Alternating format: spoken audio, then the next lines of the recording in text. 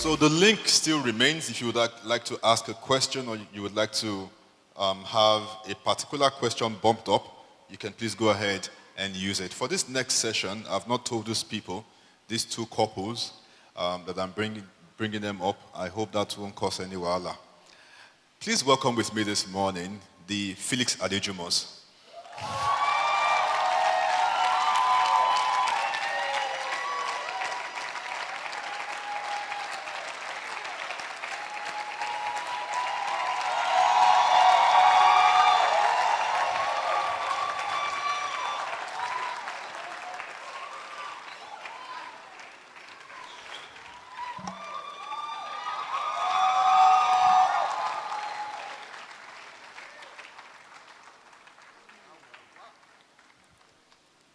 Thank you. You may please be seated. And also welcome with me the David Adejumos. I told you I know this will cause. Please celebrate my wife as she comes up.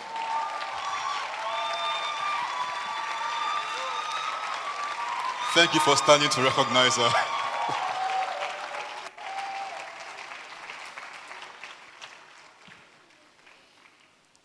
All right, now that you're here, I welcome you to this gathering. Because this is a very professional outlook, I'm going to be referring to you, sir, as BFA. I'm going to be referring to you, ma, as Lady FFA. BFAA, Lady FFA. And I'm going to be referring to you, ma, as Mrs. Babe. So, is that okay? Please introduce yourself.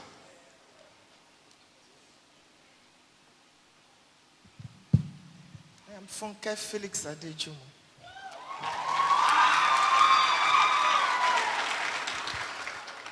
I am Felix Remy Adejumo. Adejumo. Oh, and me. I am David Adejumo. Thank you. This is the first time this has happened in the history of Agape, so I feel privileged to be at the center of it. Would you please help me welcome them specially once again? This is going to be, I can assure you, a power-packed session by God's grace. I'm going to jump straight to the bishop, sir. Can you describe a moment where you felt, oh, sorry, that's... Yes.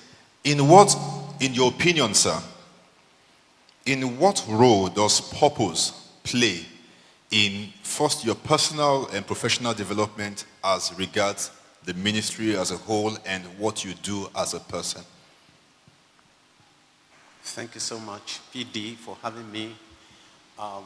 First of all, the ultimate goal from the heart of God for purpose is relevance.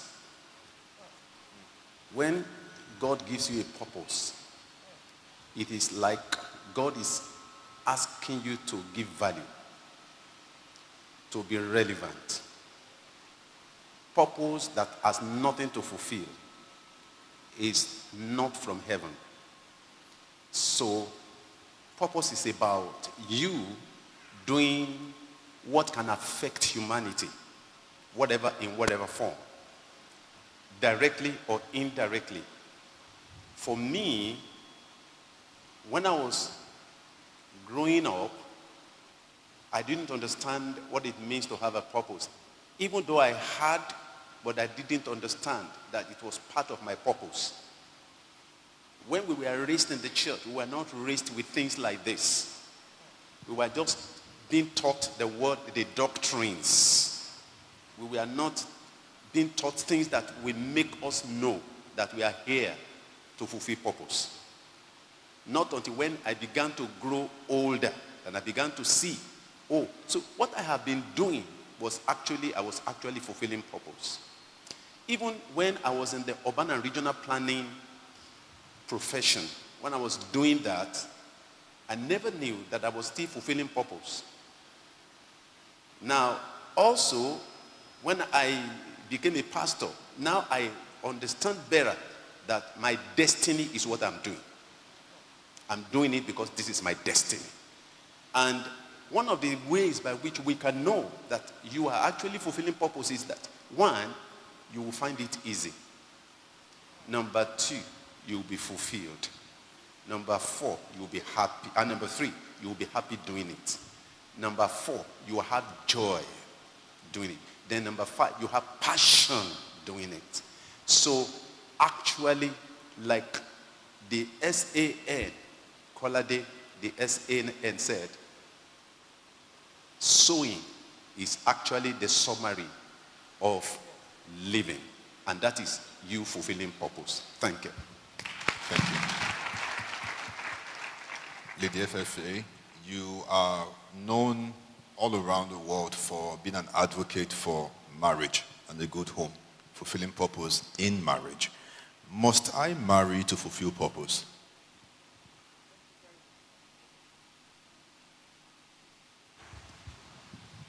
Thank you very much, PD, for having me. And well done to you and your team. The issue of marriage has been overflowed in our culture, particularly. It's almost as if you are not yet married, then you are sick. Something is wrong with you. Unconsciously, it's a cultural thing. Your mom returns from a wedding ceremony and she's putting so much pressure on you. See what I brought. See this. When will you bring your own? And all that. And therefore, for 7 major wrong reasons, people get married. Let me repeat that it is not marriage that completes you. No. If you are an incomplete single person, you will meet and marry an incomplete person, and you will have an incomplete marriage. Therefore, enjoy where you are on your way to where you are going, and don't waste your season of being single, because you will never have it back. I believe that marriage is neutral, just like money. Marriage amplifies who people are. Marriage does not necessarily change people. If you are a wicked person and you have money, you will be wickeder. You'll be more wicked. If you're a kind person and you have money, it's an unconscious thing. It's the same thing with marriage. Therefore, close one eye in prayer. Open the other one in looking very well. If you are not married, it doesn't mean you can't fulfill purpose. But if you are married, it enhances the fulfillment of your purpose. If and only if you are correctly married. Wow. I believe we're all listening this morning. Thank you, sir. Thank you, ma. I came across your profile. I was reading your bio, and it says that you came from a royal family. You were married into a royal family, and you married a pastor, and you still work in the fintech space. So my question to you, Mrs. Babe, is how has your understanding of your purpose evolved over time? What events have shaped this, and how have you stayed fulfilling purpose, taking these several roles? Praise the Lord. Thank you for having me, PD. You're welcome. And not telling me. You're welcome. You know, when he said 2 couples, and then he was already sitting in one chair, and dad and mom were sitting in the other set of chairs, I was looking back already to say, we need one more chair for the second couple. That's how oblivious I was to this plan. But I thank God for this moment. Now that we are here, praise God. So I always say that I feel like I've lived 2 different lives, like before I got married and after I got married. Like I look at myself sometimes and I can't believe that it's the same person, not in a negative way, but it was a completely different life to the life that I'm living now in so many ways. When I think about sometimes when I lived in America and the things that I did and the places that I went, and then coming back to Nigeria, then coming to Akure, some people, I can hear you. You start to wonder that how did all of these things happen? And God began to open my eyes, like things happen over time. And I started saying, oh my God. I was a teenager, maybe 19 or 20. I had a boyfriend, he was a Muslim. And my mom said, this might take longer than a minute, I'm sorry. And my mom said, you are just joking, you are going to marry a pastor. And when you look at where I was and it doesn't, how is that going to happen, pastor? This is just one example. There are so many examples. In the last year or two, I've had so many young people come to me. Either they want to relocate, they want to go to America, they don't even know where to start, or they've now gotten their visa, they don't know, please, I'm not an agent or, hey guys, you get it. So many people, and I started to think that, oh my God. So it wasn't just for my education that I went to America. It's to be a blessing. It's one of the things that you leave the country as a young person, you are so unsure of so many things. To have somebody in your corner that has been through all of those things, simply to be able to tell you, okay, do it like this. As simple as, I was trying to remember the other day, how many weeks did it take me to get my social security number? And I was talking to somebody like, okay, when you get there, do it like this, do it like that. I'm living my purpose. I'm living my purpose in helping young people. I'm a career person, I'm not a business person. Whether I'm guiding you on do this, do this, do this, take this course, don't take that course, or you want to relocate, or in your relationships, or in your young marriage, or in who to marry, I'm not sure that this side of my purpose, because I have many, I would have fulfilled it as much as I have if I didn't marry my husband. That's number one. Or I would have had the platform to do it in this capacity and really find fulfillment in doing it. Number two, relocating to Akure, it wasn't very pleasant. I didn't like it. Sometimes I don't like it. I'm being very honest with you. You will be in some places that you won't really like it, but with time, trust me, you will begin to identify why God allowed you to be in that place at that particular time. It is for a reason. It is for a reason. In fintech, I knew, I'm sorry, I'm taking your time. In fintech, I knew that this is what God wanted me to do, because when I moved to Akure, when working remotely was not even a thing, we moved here in 2016 or 2017, remote work was not a thing, and they told me at my place of work to move to Akure and remain on the team.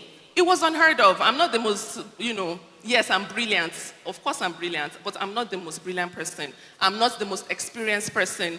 And guess what? At the time, it became too stressful for me to travel all the time. I had to resign. After some time, I went back and I said, I'm ready to resume. And they said, okay, start next week. So I knew that, and of course, God knows that I like money. So I can't be in Akure and not, and not be earning an income. So he had to add that dimension. Praise God. Let me stop for now. Wow. Thank you for that dimension. BFAA. I remember many years ago, this church was just a small structure here. You had a vision. Most of us didn't exactly believe in that vision. You had a vision, you had a purpose. You sold a dream to us. It was difficult to fathom, but you saw it through. And today we have what we see, and it has helped us to even believe more. To what extent does your purpose influence other people's purposes? To what extent does it drive other people to dream more, to want to become more?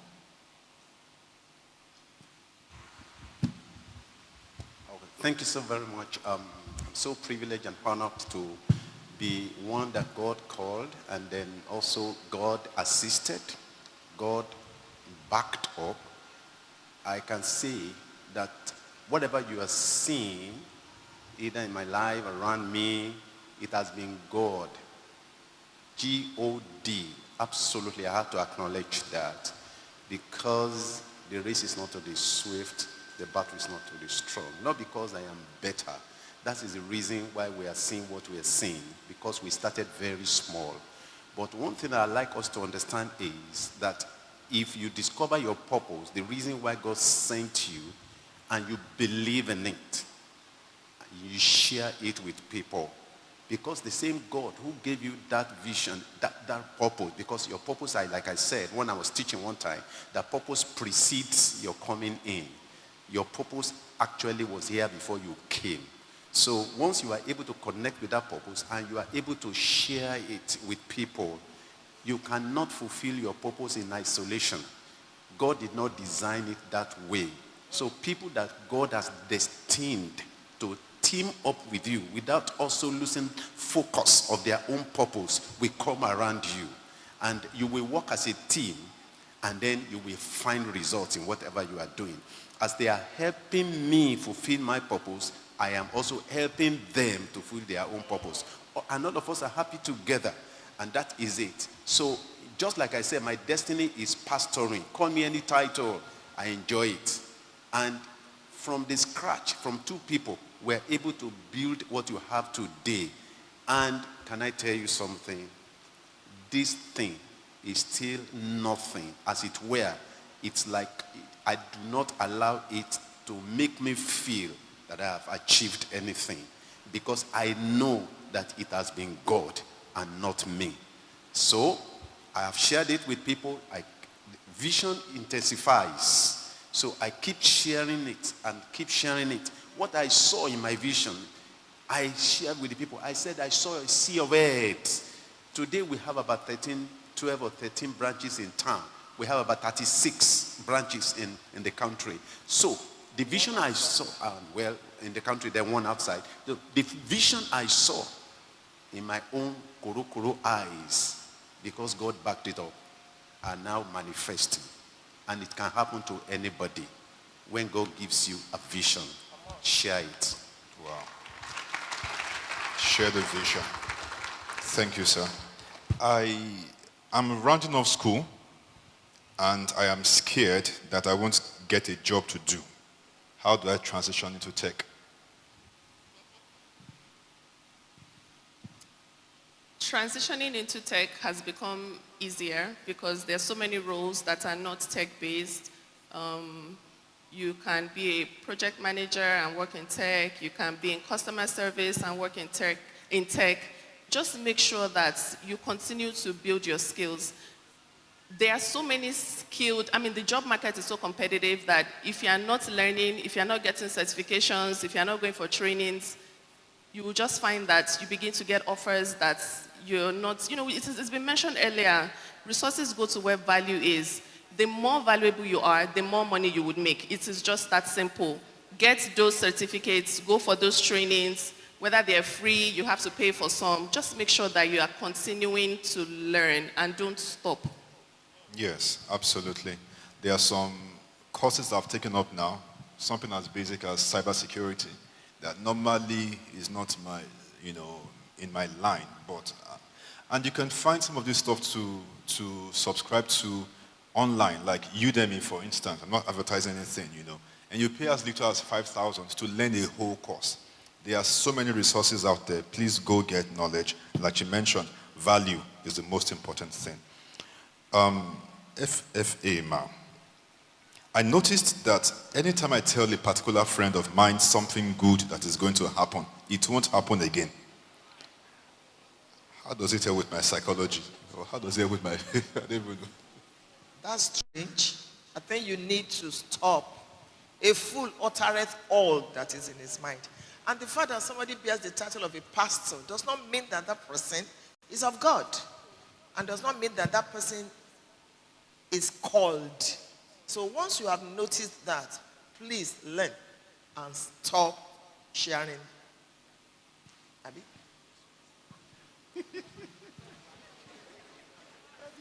Ah. But it can also be a myth. It can be a myth. It can also be a myth. Something you choose to believe over the years.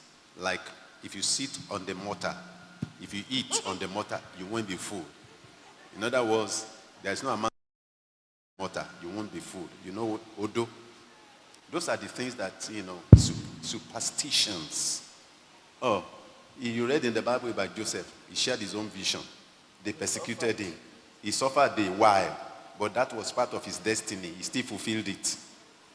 So it is well. So that's just the balance. Can I ask you that if, for instance, people don't share, won't they enter into mistakes or error?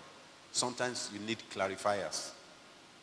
There must be a balance, because sometimes people go into error because they are not, I just want to keep it to myself, and they jump into fire. I want to ask you.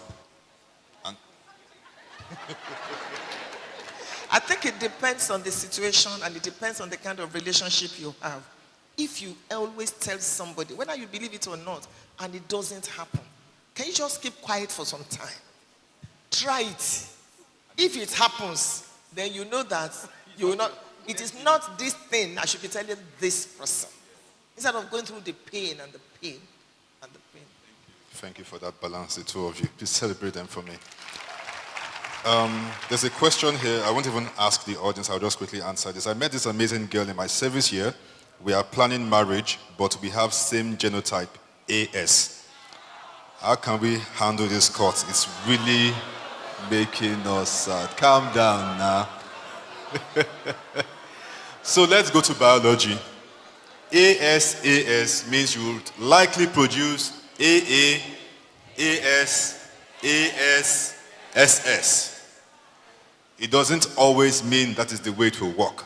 I have some friends, both parents are AS. They have SS, SS, AA. And that was it. I would say as much as possible, there are many fishes out there now. As much as possible, except you feel this extreme conviction from heaven. Now we will not leave you and God to handle it. There was a time I was dating someone. We were about to start dating, and then she was asking, the first question she asked me was, what is your genotype? I'm like, what does that have to do with anything? She was like, she's AS. I was like, well, I'm AA, so I guess I'm the golden boy, right? Hallelujah. But see, on a more serious note, it's advisable. See, in Nigeria especially, we don't have a good management system for that. Maybe if you're in a different country, that's fine. But as much as possible, I think it's best you avoid it. So back to FFA. How can I convert a sexual relationship to a godly relationship without breaking it up? Because he is indeed a great man, and I believe that we are meant to be. Now, wow. I'm going to leave that question to the bishop. I believe there is nothing called casual sex. Every contact, every sexual contact is a sexual contract. Word. I'm a law student. Contract has processes. Contracts can take you to court. You have rights, you have obligations. SAN, should have even said SAN, you have obligations, you have remedies. Please and please, if you are a lady, when you go into fornication, you lose. It is the fact. I'm doing a research now. There's a scientific thing about sexual contact now. Some scientists are saying that if you have sex with someone, maybe you had the sex 15 years ago, every negative thing that person carries flows into your life. I'm not yet sure. I'm still doing that research. But it's not even coming from pastors. It's coming from scientists. So you cannot just say it was a casual sex. No, you can't do that. If you want to convert someone, you can't. It's only the Holy Spirit that converts. And you cannot say because you want to marry the person, you want to convert a sexual relationship to a godly relationship. In fact, the foundation is destroyed already because you're already having sex. And I wish I knew you. We can bet it. That man will not marry you. I'm telling you this. That man, because men are natural hunters. When you give it to a man on a platter of gold, you demean him. A man wants to hunt for you. Hunt for you.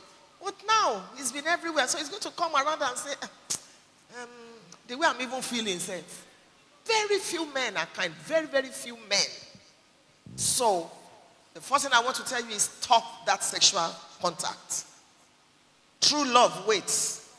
Let's see if without that sex, he can still wait for you, he can still love you. Otherwise, when you get married and something happens, you cannot have sex, he's going to sleep with your house help. He's going to sleep with your friend. Something will happen because the relationship is now based on sex. Bishop, sir.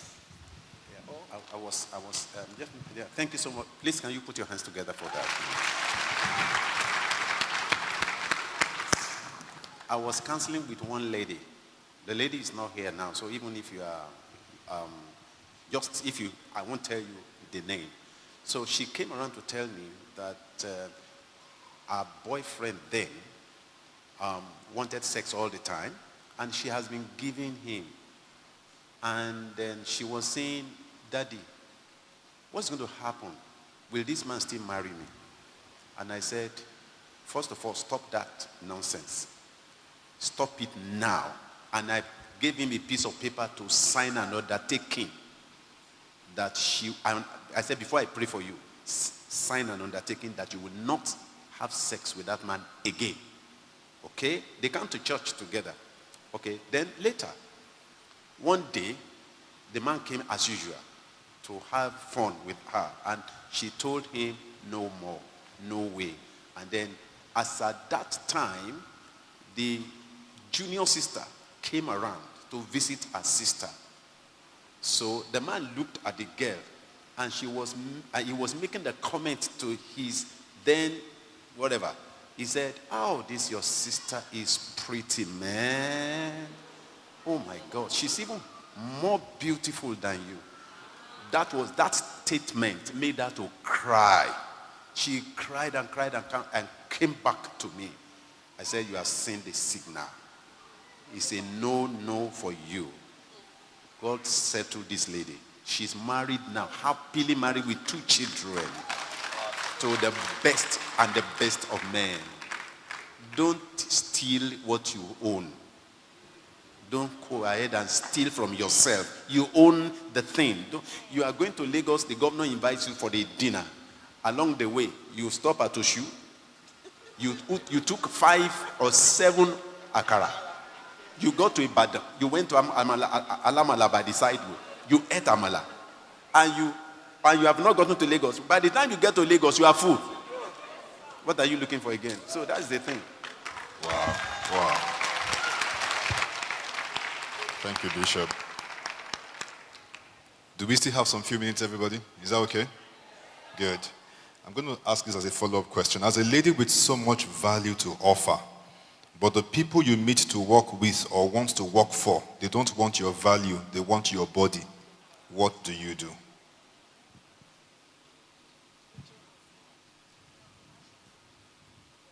This is a very tricky one because sometimes women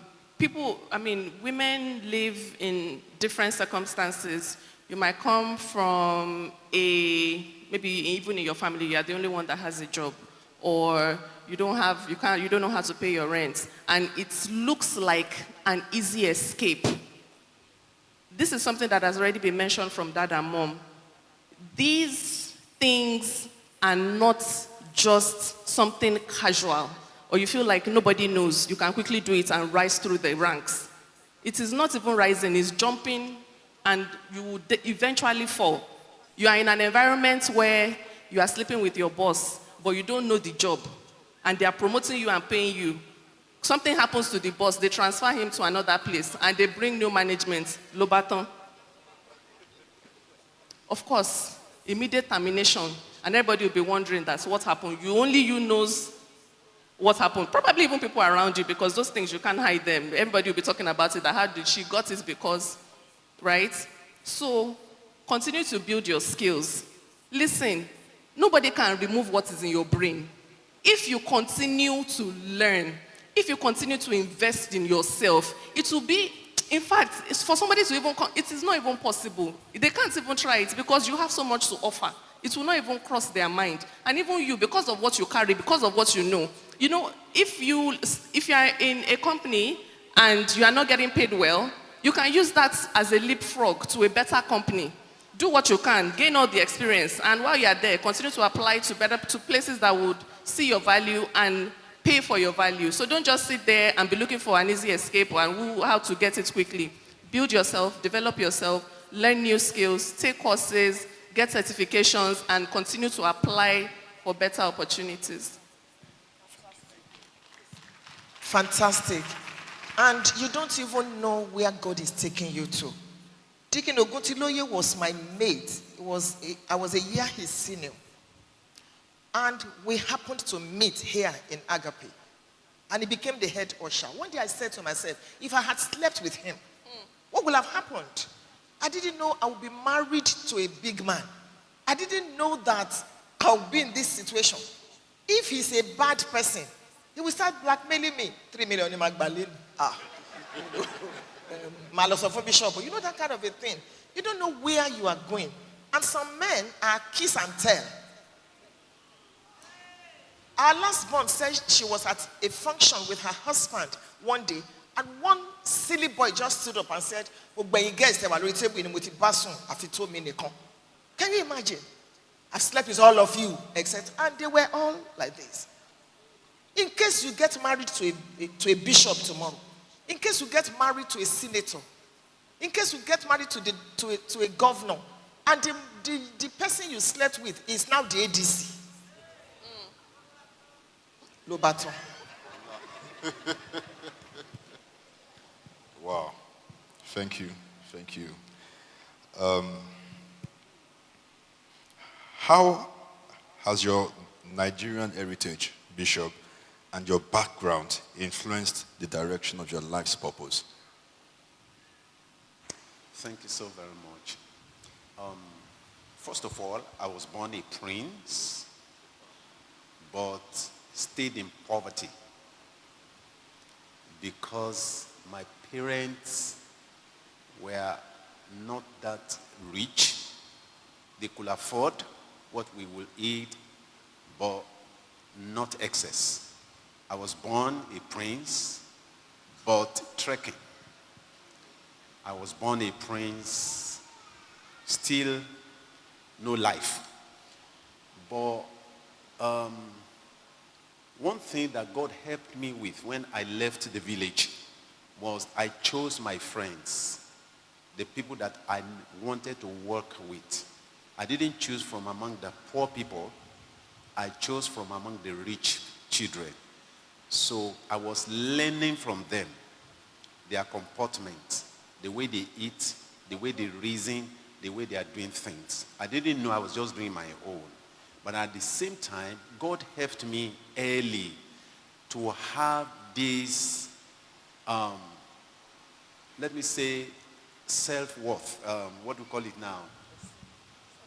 Self-esteem, correct self-esteem. And I told myself, my birth process or where I came from will not affect what I will become in life. So that was my approach as I was growing up, studying, reading, and things like that.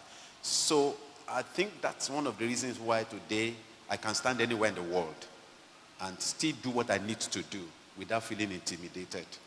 I am not intimidated by what you have. Your success does not intimidate me. I am have confidence anywhere I go, just because of these things that I went through in life. I did not allow my past to affect me. I walked out of it. And today I can say God has helped me. Thank you, sir. I'm a civil engineer graduate, but I am a painter. I'm into painting, paint production and interior decoration. Mom wants me to study masters, but I don't want to. How do I go about this?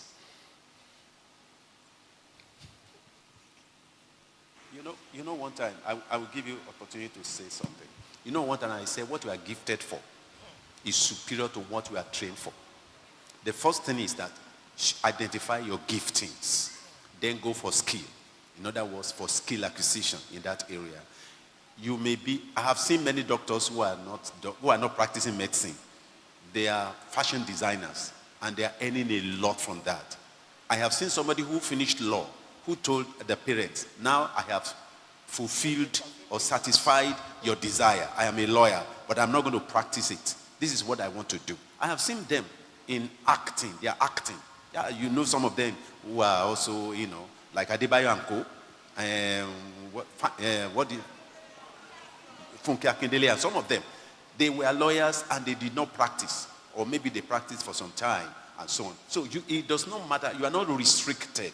That is why education here is completely different from the education abroad. You find your whatever, and then you do what you want to do. You know that this one will fetch you more than practicing your profession. Absolutely. And I also believe in the place of you being sure of what you want and going for it. But I don't know. Do you have any other comments? I just wanted to add that sometimes, can you hear me? Okay. I just wanted to add that it depends on this particular person, exactly where you are. If you're a fresh graduate and you are also a painter and all of these things, that means that you've not had enough time to grow in that business and you still have time to kind of figure it out. But if you've been out of school for a while and you've been painting for a while, probably your mom has seen that this painting thing is not really working right now while you are still pursuing those opportunities. Because I know that once you've been out of school for some time, for you to be able to get a job is harder. So you might want to upskill so that you can enter the job market. So I think that for this particular person, it's just it might be a timing thing. If you've been out of school for a long time and you've been painting and you now want to get a job, maybe it's not really working, or your mom can see that you should be doing better than this. That's why she's saying go back to school. Okay, for instance, if you have flair for driving, you are a driver, you have flair for it. You may be a PhD holder of any profession. When you get abroad and you go for the training of either driving a truck, long trailer, the trailer that people drive here, and you say that they are all nonsense people, they earn more than a lecturer. Their salary is close to that of the president. They earn a lot. Or you drive forklift. Many of you are not seeing that. You get the experience here. By the time you go there, you just do some certification, and then you drive. I tell you, they earn a lot. And it's not only, when I get there, I want to be an IT person. There are so many IT. You can do other things. A forklift driver, whatever, you would earn more, and you can build your business with that. And you can also do your master's simultaneously with your painting. Do you paint every hour? So you can do it online. You can do it. And if your mom wants to sponsor you, why not? Get someone put in charge of your painting, paint production. Go get your master's. You notice that if you are a bricklayer and you are well read, it shows. They are even looking for bricklayers. Have you read that now England, UK is looking for artisans? Oh, they are looking, and they said they will make the visa easy for them to come in. In fact, they specify bricklayers, painters, and different kinds of professions. They said that you come to the UK now in case you want to japa. There are opportunities for you. And you see, whether you are a graduate, you finish from FUTA, you did mech engine, you did anything. What is most important is value. Add value in a particular profession, anything. If you're a painter, oh my God. And please, there is money in Nigeria. You okay. can prosper here. Some people get there and they are doing Rubbish. Second-class citizens. So let that be your last resort and be led. But if you open your eyes, there is wealth here. My husband is a bishop. He preaches. He does this and that. He's a conference speaker. But he's a farmer. Go to his farm there. You need to know how much he makes on tomatoes. Tell us, ma'am. Chicken, pig. He was telling me about one woman that is into piggery. I think the husband died recently in politics. That woman sold pigs and made 3 million, one sitting, one business. Before her husband died, he made 15 million from piggery. I want to start too now. Even you, let's do our own together. Please, show us. And you can put people there. So it's not only about, I'm going abroad. Some of you are blessed. Don't go abroad as a slave.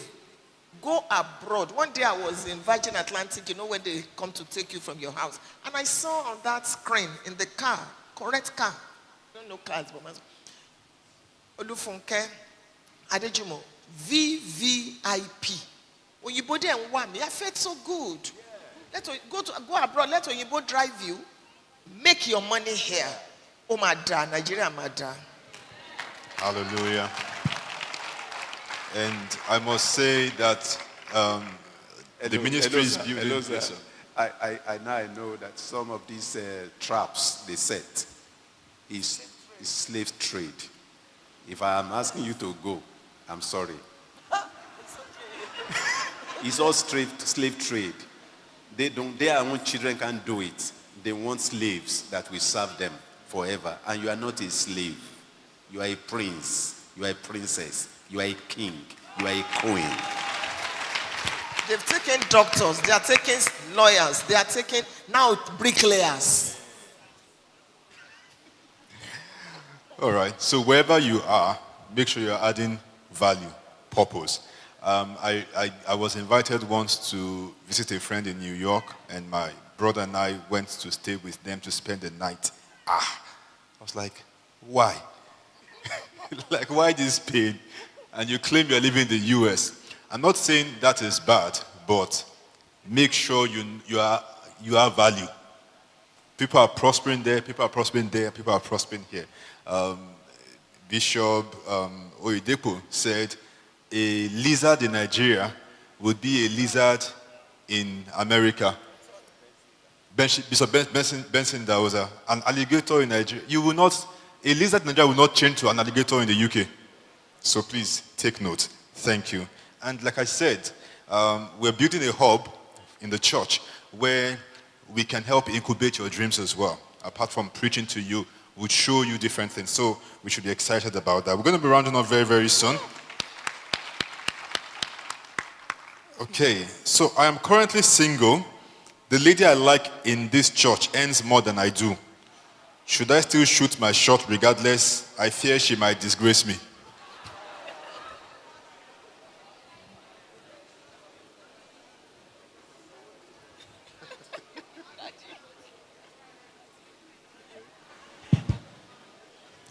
Just up your game. That's not enough a reason for you to leave a lady. Let me tell you the truth. It's a challenge. Let me tell you the truth. Whether you like it or not, women are being empowered. Something is going on among women. You can see it in the world. For the first time, a woman is the Vice President of America. For the first time in 20 years, a woman is the Deputy Governor of Ghana Central Bank. For the first time, women are, go Google it. When COVID happened, countries that women administered did not suffer COVID. One person died. Google it. Because I wanted to go give a speech and I had to Google that. So God is doing something with women. You, our men, you are in leadership. And you keep pumping. I come to church every Sunday, every Wednesday. The bishop is preaching.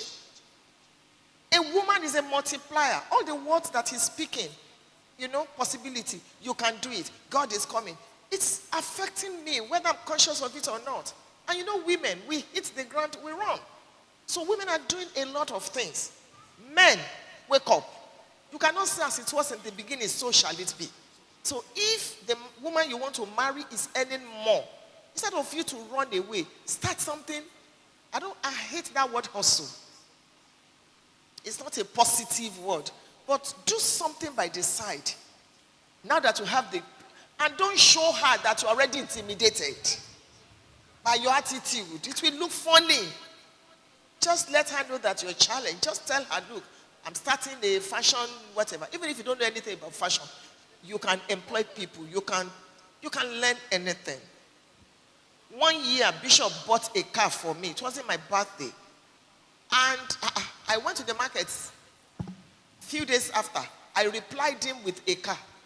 You know what the bishop did? He bought me another one. I couldn't reply. So that's how to be a man. Be challenged. Thank you. You are a brand executive, and as regards purpose, because I've seen several questions about how do you become visible. I have this talent, I have that talent, but people are not seeing me. How do you position yourself? How do you become visible as regards your purpose? How do you position yourself? I have a dream, I have goals, I've developed myself. For people, how do I make people see me? It's for you. It's not for mom. It's for you. I think this question is more for mom because I do what I do. I push my brand more than I push myself. For example, if you go on Instagram, the last time I posted was probably, I don't know how long ago, but mom said 2022. But if you go on my brand's page, we're posting sometimes 3 times a day. So I'm probably the wrong, in terms of personal branding, I'm more subtle, but corporate branding, yes. So I don't think. So use corporate branding to brand personal. Okay, so of course, if you want to be visible, you have to position yourself as a thought leader in your chosen career or field. You have to position yourself as a thought leader. If you want to be a thought leader in any field, obviously, you need the knowledge. So if you, so we have a lot of influencers now. People talk about fashion. You can't come and talk about fashion when, your fashion is questionable. So we need to take care of that aspect first. You're a thought leader. You can speak on your chosen topic with confidence and believability. Then you can, so you see some people will go viral for the wrong reasons. You don't want to go viral for the wrong reasons. You want to go viral for the right reasons. Know what you're talking about. Be as knowledgeable as possible. Then it's easier for you to begin to push that content out. Now, content marketing and all of those things are, a whole nother ball game.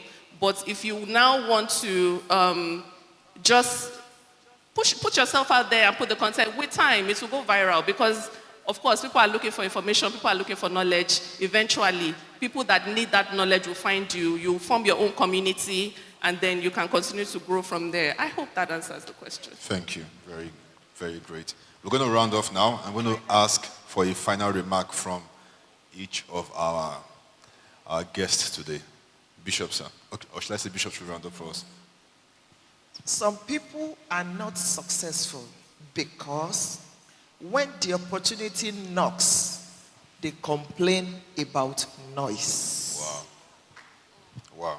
Some people are not successful because when the opportunity knocks, they complain about noise, always finding excuses. Thank you, ma.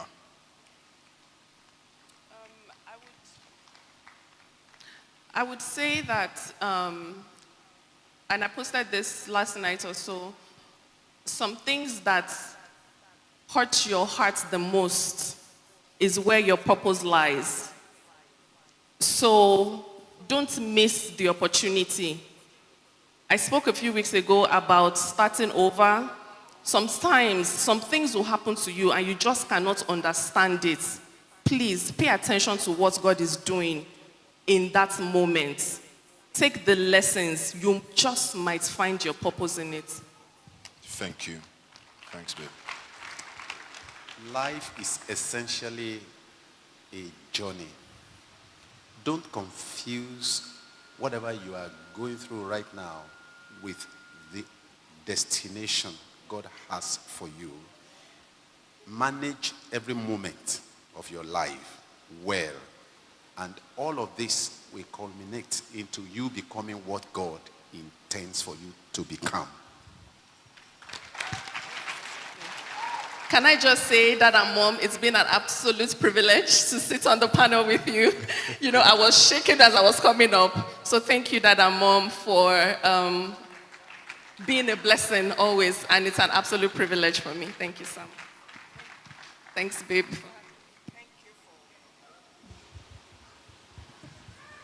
Thank you for allowing me to change the trajectory of mother-in-law, daughter-in-law relationship. Thank you for being absolutely wonderful. Thank you for being a part of the Felix-Adejumo tribe. We've had our moments, we've fought, we've cried, but you are the best. Please, can I have tissue paper? On a more serious note, I believe this has been beautiful. Thank you, sir.